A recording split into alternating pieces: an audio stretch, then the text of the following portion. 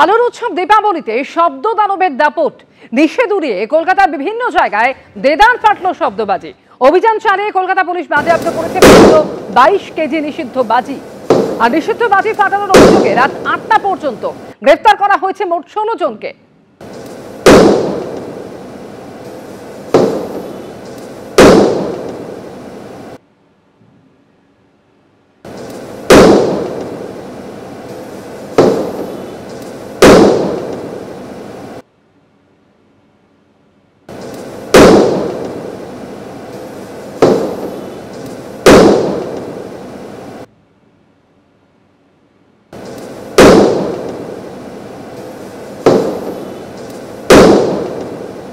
এই মুহূর্তে টেলিফোনে আমাদের সঙ্গে রয়েছেন প্রতিনিধি পার্থপ্রতিম ঘোষ। পার্থপ্রতিম, নিষিদ্ধ বাজির দাপট আর সেই অভিযোগে এখনো পর্যন্ত কতজনকে গ্রেফতার করা হয়েছে, কি খবর? দেখো, কলকাতাতে এখনো আজকেও কিন্তু দেখা যাচ্ছে সন্ধ্যে বাড়ার সঙ্গে রাত বাড়ার সঙ্গে সঙ্গে নিষিদ্ধ বাজির দাপট সেটা দেখতে পাওয়া যাচ্ছে।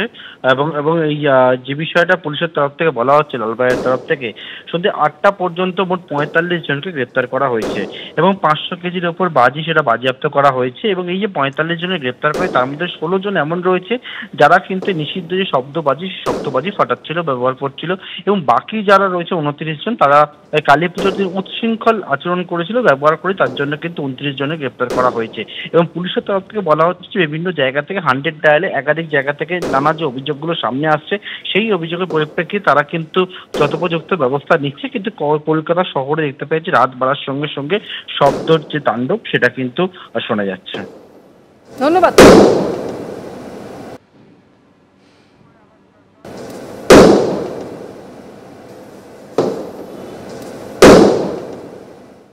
আলোর উৎসবে মাতোয়ারা রাজ্য। দীপান্বিতা অমাবস্যায় শক্তির আরাধনা, আর দিকে দিকে সেই শক্তির আরাধনায় চলছে নিষ্ঠা ভরে চলছে দেবী বন্দনা।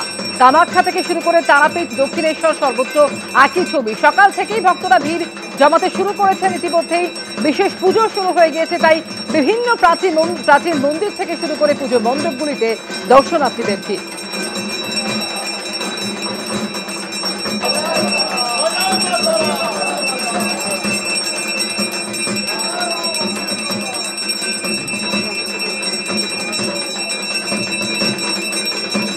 প্রাচীন কালী মন্দির থেকে শুরু করে বিভিন্ন পুজো মণ্ডপ, দিকে দিকে শক্তির আরাধনা কিভাবে চলছে সেই ছবিটা এই মুহূর্তে দেখাবো। 3 প্রতিনিধি আমাদের সঙ্গে রয়েছেন।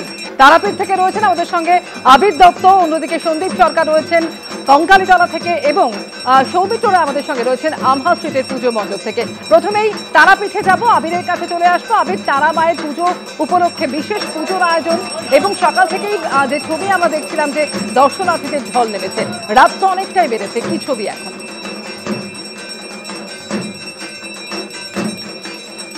দেখো, দেখে বোঝার উপায় নেই যে রাত অনেকটা বেড়েছে। তার কারণ আজকে কালী পুজো, আজকে যত রাত সেই রাতটাই দিন। তার কারণ হচ্ছে যেখানে আমরা দাঁড়িয়ে রয়েছি তারাপীঠে, অর্থাৎ তারা মায়ের এই যে মন্দির, সেই মন্দির মানেই হচ্ছে যে একটা বলা যায় যে একটা আবেগ, বা বলা যায় যে একটা আবহ, যে আবহতে মানুষ দূর দূরান্ত থেকে চলে আসেন। ইতিমধ্যে গর্ভগৃহের ছবি আমরা দেখাচ্ছি, সেই গর্ভগৃহে দেখা যাচ্ছে প্রচুর মানুষের ভিড়।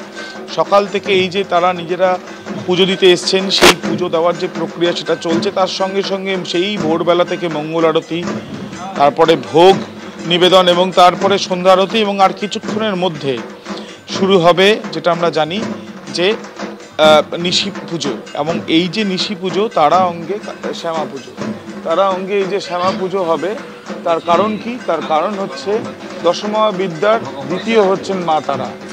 আর মা তারা যেখানে উপবিষ্ট রয়েছেন সেই তারাপীঠ মন্দির, সেখানে মা তারাকে ষোড়শ উপাচারে আজকে দেওয়া হয়েছে ভোগ।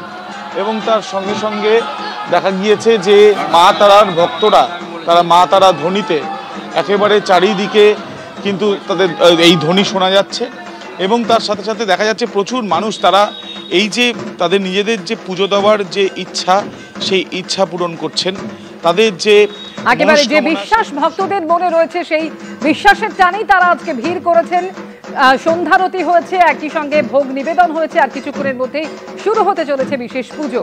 আর অন্যদিকে কঙ্কালীতলা ছবিটা আমাদের সামনে এই মুহূর্তে তুলে ধরবেন সন্দীপ সরকার, রয়েছেন আমাদের সঙ্গে। সন্দীপ, দেখো, ভক্তদের বিশ্বাস, ভক্তদের আশীর্বাদ চাওয়া মায়ের কাছে, এই টানেই ভক্তরা সমবেত হয়েছেন। আমি এই মুহূর্তে রয়েছি কঙ্কালীতলার গর্ভগৃহের সামনে। তুমি দেখতে পাবে যে গর্ভগৃহের দরজা খোলা এবং ভক্তরা এখনো আসছেন এবং মায়ের কাছে নিজেদের প্রার্থনা জানাচ্ছেন। এখনো পর্যন্ত নিশি পূজা শুরু হয়নি। 11টার কিছু পরে নিশি পূজা শুরু হবে এবং তা চলবে মধ্যরাত পেরিয়ে আরও অনেক বেশ কয়েক প্রহর পর্যন্ত চলবে সেই পূজা। এবং সেই পূজার প্রস্তুতি একদিকে যেরকম শুরু হয়েছে এবং ভক্তদের ভিড় তা কিন্তু এখনও একই রকমভাবে ঘড়ির কাঁটা 10:30 পেরিয়ে গিয়েছে। এখনও ভক্তরা আসছেন তাদের এই অমাবস্যা তিথিতে, তারা তাদের যে প্রার্থনা তা মায়ের কাছে জানাচ্ছেন। এবং এই মুহূর্তে কঙ্কালীতলার যে গর্ভগৃহ, তুমি দেখেই বুঝতে পারবে, আমি গর্ভগৃহের ভেতরের ছবিটা দেখাচ্ছি। এখানে এখনো কিন্তু ভক্ত সমাগম রয়েছে এবং সেই ভক্ত সমাগমের মাঝেই পূজার প্রস্তুতি চলছে। আর কিছুক্ষণের পরই যে নিশি পূজা, সেই নিশি পূজা শুরু হবে, সেই শেষ পর্যায়ের প্রস্তুতি। এবং গোটা মন্দির চত্বর কিন্তু সাজানো হয়েছে আলোকমালায়।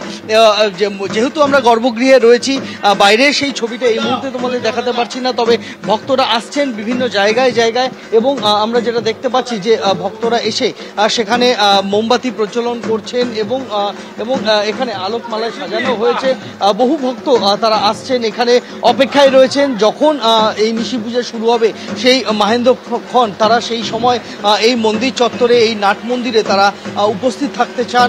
এবং ভক্তরা এসে অনেকেই উপবাস করে রয়েছেন, সেই উপোস করা অবস্থায় তারা পূজা দিচ্ছেন মায়ের কাছে।